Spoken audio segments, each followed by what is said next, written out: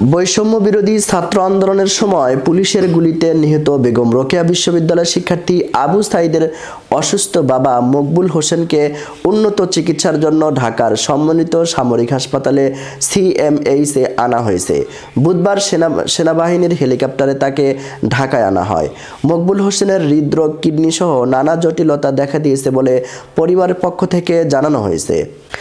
সেনাবাহিনীর verified Facebook পেজে এক পোস্টে জানানো হয়, গত 7 ডিসেম্বর জ্বর এবং পেটের পীড়া নিয়ে রংপুরের সিএমএইচে ভর্তি হন মকবুল হোসেন। পরবর্তীতে হৃদরোগের উন্নত চিকিৎসার জন্য রংপুর মেডিকেল কলেজের আইসিইউতে হস্তান্তর করা হয় তাকে। সেখান থেকে আরও উন্নত চিকিৎসার জন্য আর্মি হেলিকপ্টার যোগে ঢাকার সিএমএইচে হস্তান্তর করা হয় আবু সাঈদ ভাইয়ের বাবাকে।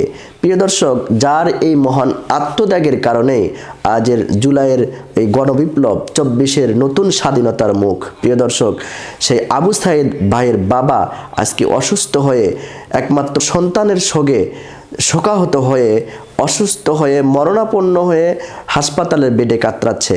প্রিয় দর্শক, পুরো দেশবাসী সকলে আমরা দোয়া করব আল্লাহ তাআলা যেন অতি দ্রুত আবু সাঈদ ভাইয়ের বাবাকে সুস্থতা দান করেন।